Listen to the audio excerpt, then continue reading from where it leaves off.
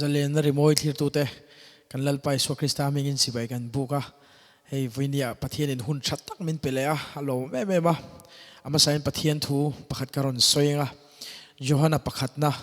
bung ni chang som pasaria chuan chang som peruk som panga som peruk som pasari kan en chuan khovel hi thlak hlel tlak ani lo zia kan lalpa Yesu Krista kaltlangin Johanna hian ron soya chu achian na em chu bung som pasaria khan khovel hi hmang ai su mo khovel chu achak na chopin a boral me kani atia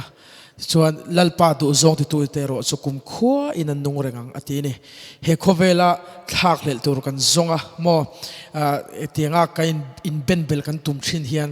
enge kan atopa ra kan seng chu mo harsatna te lungai na te mo lungchi na te kan chunga hian local le theni ni ma sala lalpa zong tu te ro chuan hallelujah chatuana nun na kan neya kan hlima engang pon harsatna po tok maila lalpa hian hlim na nun min pe thina ni ti kha ama sai garon soidua nakina anena kan la hole vek don he khovele chu thak lel tlak ani lo zi hi sheturin lalpa hi lo bel tang che ti kha ma sai garon soidu ni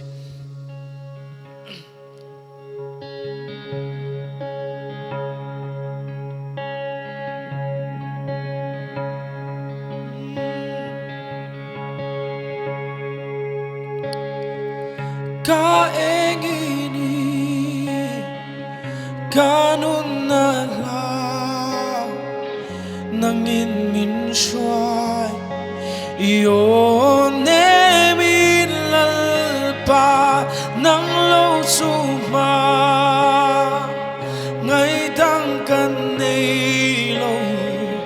kanun na hian nang ma athireng tileko ka engini kanun na la nangin min shuai yon min lalpa nang lo suma ngai dang kan nei lo kanun na hian nang ma athire Siam kani hallelujah itu atana siam ka kim thei mon lo itello swan lalpa itu siam kani hallelujah amen ikut siam kani hallelujah itu atana siam ka kim thei mollo itello swan lalpa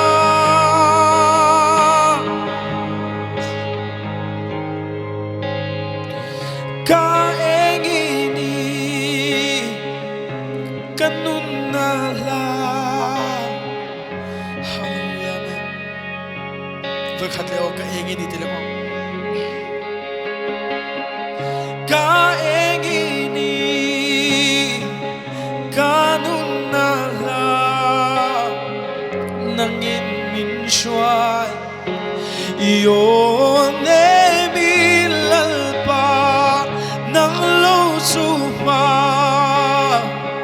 ngai dang kan nei lo kanun na hian nang ma athire ikut siam kani itu atana siam hallelujah ka kim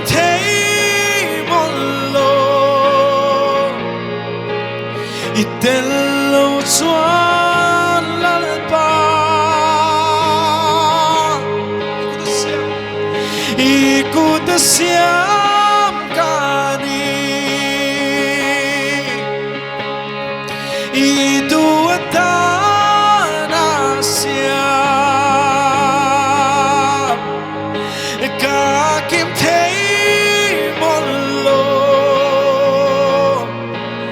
iten lo chuan lalpa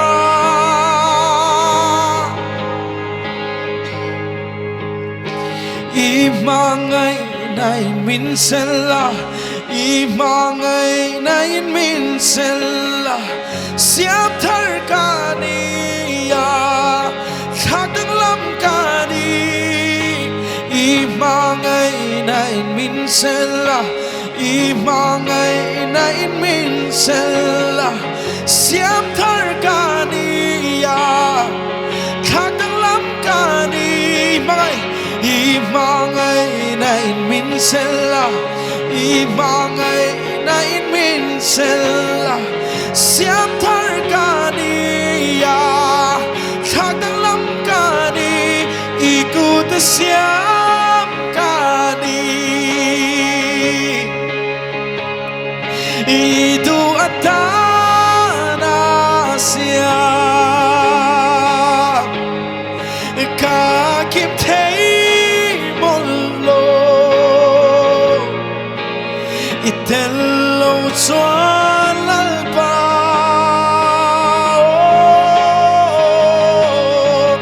i du atana siap i ku ta siap kan ni ka kim thei mon lo iten lo chuan lalpa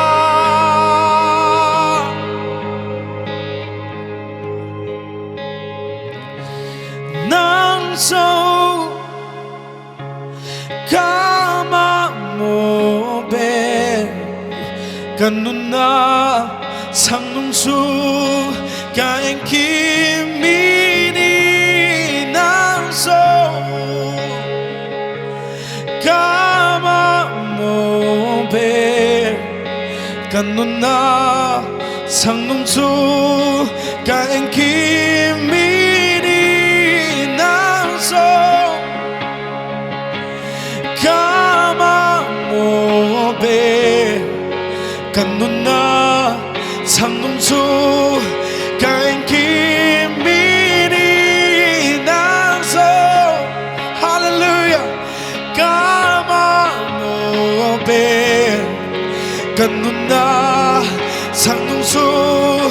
ka en kimi ku ta siap ka ni i du atana siap ka kim thei mon lo iten lo chuan lalpa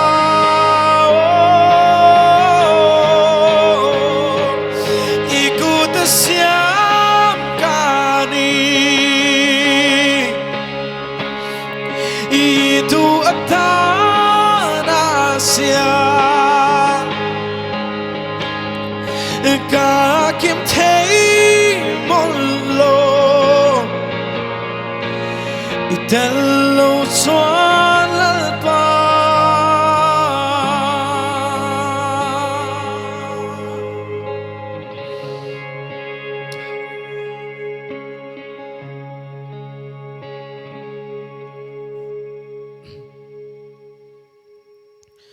hallelujah ka trong chang lalpa hinen alom thu kan soy lalpa kan ta ni an pa that tak ini veni hian lalpa kan u nau ini boka lalpa thian nei lo te ta na thian tha ini boka lalpa hallelujah thian po lo nei ta te re po ni lalpa kan thian tha ber hi ini thowa nu le pa po lo nei mai lalpa kan nu le pa tha ber ini thowa lalpa hallelujah hele kan u nau te lalpa kan sen pui te ai po hian lalpa i tha zo kani irin tlak zo kani lalpa vini hian hallelujah amen lalpa mishing chu kanin liam sana lalpa hallelujah lalpa khating khan khatire re khan mishing nun hin chu akol ani nima selan nangero su ipang ai renga lalpa zaina hian fakna ri chu kan no chu ani inena so lalpa fakna ri chu kan no chu ani hallelujah lalpa irin omna na satakiron thena wangin kan lome lalpa zaina hian hallelujah lalpa mitam takte nang mani khoi me ka wangin lom thu ka lo thil se ni lal ro pui takha hallelujah zaina hian kan lo fakat se lal ro pui takha zaina hian sipai kan lo bu ka se nakina lalpa hallelujah khuk tin reng an la ching ching a leitin in la puanga isu nangi lalini isia an la puang don ni hallelujah amen lalpa itu afanga omle siam te kan ni a voini hen lalpa ima sipai bukit kan lo kan ni hallelujah amen lalpa hallelujah amen nun nei lo te ta na nun na chu ini hallelujah amen hallelujah amen voini hen lalpa nu le panei to lo te lalpa hallelujah lalpa u nau nei to lo te pokan omang tiang song song tan chon hallelujah nang hi lalpa an rin tur suini an khamwan na tur suini lalpa hallelujah an nena nang ma ikhlena wangin lom thu kan lo shila se hallelujah amen hallelujah amen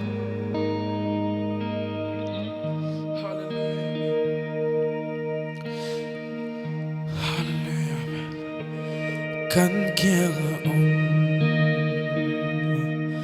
lal ro pui ver chu thinlung zong in lo phak na muna a zel china không ai na le sang ai na ina kha kan phurin zong a bao to ang a kianga le ro pui na zong te chu ke bula ming ma ka ong eng kim sung a ro del tu lal Krista lal verte lal verso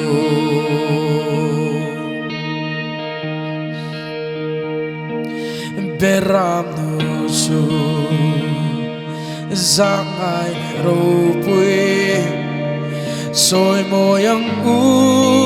min ne santa mual phova pumin ro pui thovin anung le ta thi na so anita hallelujah phak nazawng sa tuani ni tania thi na ne sandam tun kong ahong ta ming ma ka ong eng kim sung aro re tu lal Krista lal verde lal verso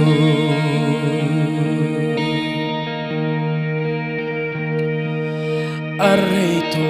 lo kan nin tok thoi don kan mi tui song a shufa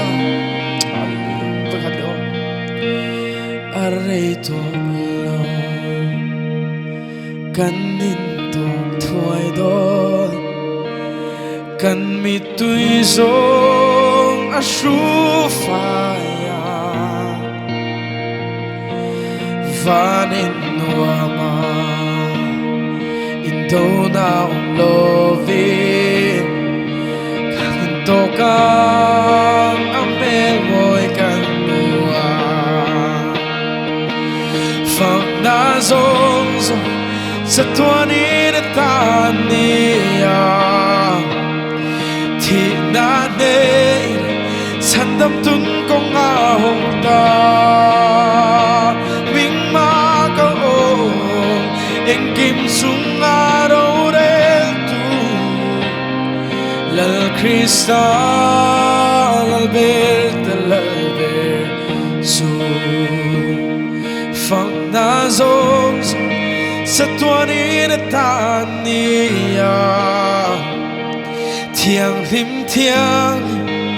sa tuani ming ma ka ong eng kim sung aro del Krista lalber lalber su lal Krista lalber lalber su. Hallelujah, hallelujah. Lalpa kan lome ikhoy na kan sanapay kan fakse nang mane kan lay tok le don sumi huna chuan. Hallelujah, amen. Lova inen karon thlen ngai thei na turin nang ma thuoi na konga chuan min shuai thar le am chakan sawa hian. Hallelujah, amen. Tharava omro u ti chuan ti sa chang in zong don lo ni min ti lalpa zaina hian tharava kan chuan nang ma du zong kan ti don ti sa du zong ni lovin nang ma du zong kan ti don. Hallelujah, amen. Chuan chuan tharava hi kan mamo ani lalisu voin zana hian. Hallelujah, kan zafa hian lalisu. Hallelujah, min lo khoi thar le fekla I thua le tharava chuan min om thar tir le ang se. Hallelujah, amen. Lom thu kan shin se ni arei to lo kan nin tok thuai doi kan mi tui zong a shufa. Hallelujah, vanin nova itoda lovi kan din tokang amel boy kan muang fang nazawng sa tuanin at tania thiang lim sa tuanin ming magao heng kim sung araw del tu lal Krista lalber su lal Krista lalber su. Hallelujah, min khoi tharavangin lalisu kan lome if min kan fake nang so soy moy nong zelang se lalisu Krista min na lom thu kan se. Amen. Thir tute in sa fa in mang cha vek ule